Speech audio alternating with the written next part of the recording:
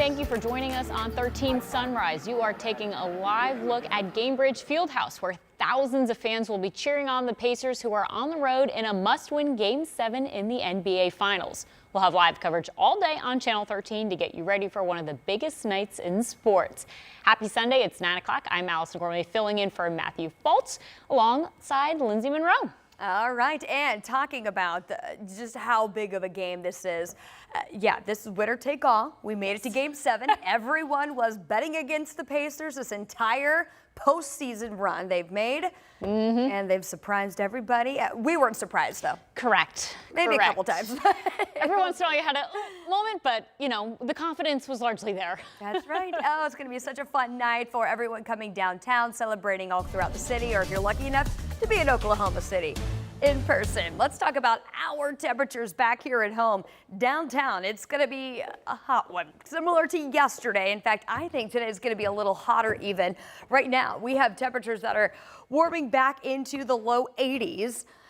At 9 o'clock in the morning. Just to put that into perspective, we've got sunshine, we've got temperatures that are now on the upward trend. It is 82 degrees right now in Kokomo, 81 in Indy, and we've got a temperature of 83 down in Shelbyville.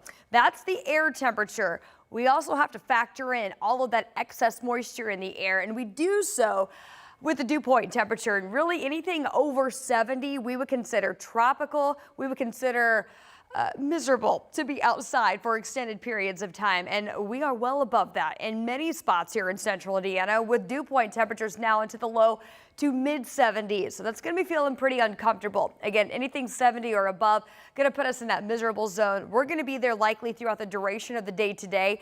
And this is only day 2 of a multi-day heat wave event that's going to keep dew points up, keep temperatures up as we get into the work week as well.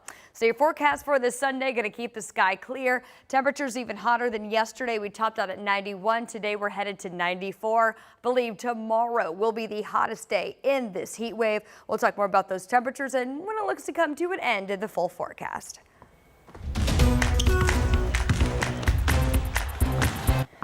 Well, it's a sports fan's favorite 2 words, Game 7.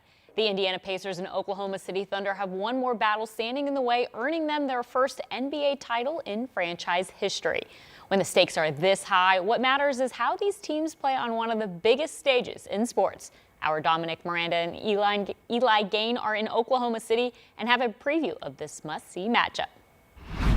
Hello and welcome inside the Paycom Center. It's the site of NBA Finals Game 7. The best 2 words in sports. Pacers, Thunder are going to square off. The winner will have an NBA championship. The excitement is reaching a fever pitch, Eli. It's going to be a lot of fun. Everything in the past does not matter. That's right. This is it. Rick Carlisle has even stated that what you just mentioned, everything that's happened up until this point doesn't matter whatsoever. 48 minutes left out on that court, which right now, because we can't be in there, they're actually setting up the stage on this Saturday for presentation rehearsals, so to speak. Thunder or Pacers, who's it going to be by the end of tomorrow night? Whoever wins, it will be their first ever NBA championship. A ton at stake for both of these small markets. Rick Carlisle and Tyrese Halliburton saying, look, it's a special opportunity and pressure is a privilege. I love pressure. I mean, as you go on in your competitive life in sport, what you learn is that these moments are rare.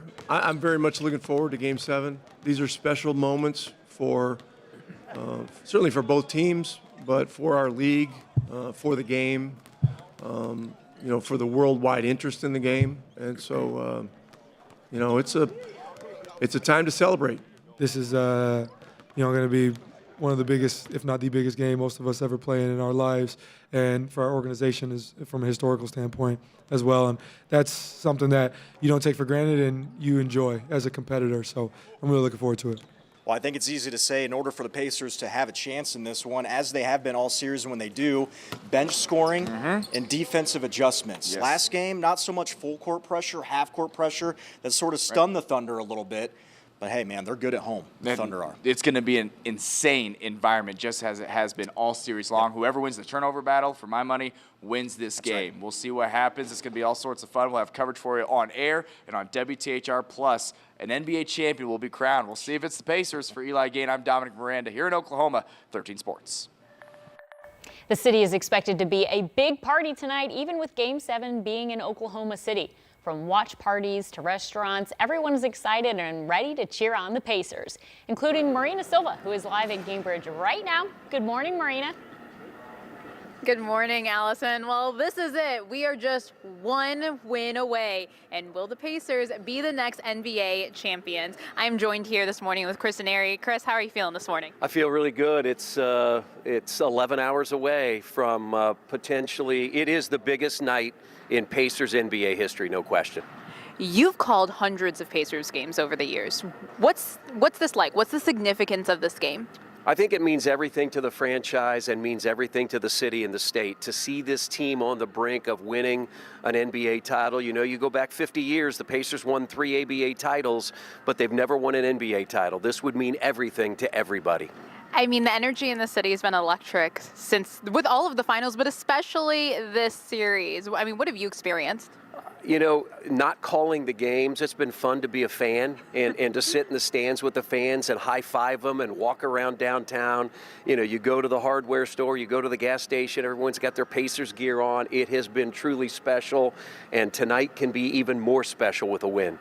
All right, well, thank you, Chris. Well, tip-off tonight at 8 in OKC. We will have coverage both in OKC and here in Indy. Just stick with us. Sending it back to you, Allison. All right, well, just a reminder that the watch party at Gainbridge is already sold out, so find a place, be safe. We'll have coverage throughout the night, both on air and online. So, if you couldn't get tickets to that watch party we just mentioned, many of your favorite local bars will have the game on. This postseason has been big for Indianapolis businesses. Bars and restaurants are using this opportunity to boost their businesses, by adjusting their hours and offering game day deals. Not to mention, it's been all hands on deck. We spoke to the general manager of District Tap about how they're getting ready tonight and how the playoffs have been treating them. We're going to have probably around 11 servers on the floor, 5 bartenders, probably have max security in here too. I mean, like, we're doing astronomically better than last year, and last year for us was already a record-breaking year. While businesses get ready for the party inside, IMPD is getting ready for the party outside. We will have officer staff not just downtown, but in every area throughout the city where we think there might be an entertainment zone. It's been a long month of May, a long month of June. The finals have brought a lot to the city of Indianapolis this year. While everyone is excited, we encourage everyone to be safe if you go out tonight. This extreme heat is hitting as some Hoosiers are still without power from storms earlier this week. It's day 4 with no electricity or AC. Take a look at this outage map from AES. On 13 Sunrise at 7, we told you about 670 customers were without power, but that number has grown to almost 900. Some people, on the other hand, are just getting it back. Lisa Grant lives on Perkins Avenue. When a transformer blew, it took out the air conditioning at her apartment complex. It was hot. It was hot. We had to come out here for a while and sit underneath the tree to get cool. We had one little fan up there, but we stayed cool, but not like it should have been. Very thankful, very thankful. Because I have COPD, it was hard to breathe. So. AES tells us they expect to have everyone's power back at the end of the day.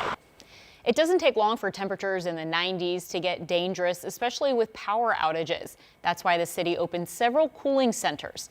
Stanley Strader Park, Broad Ripple Park, Thatcher Park, and Indy Island Aquatic Center will serve as cooling centers today. They'll be open from noon to 6.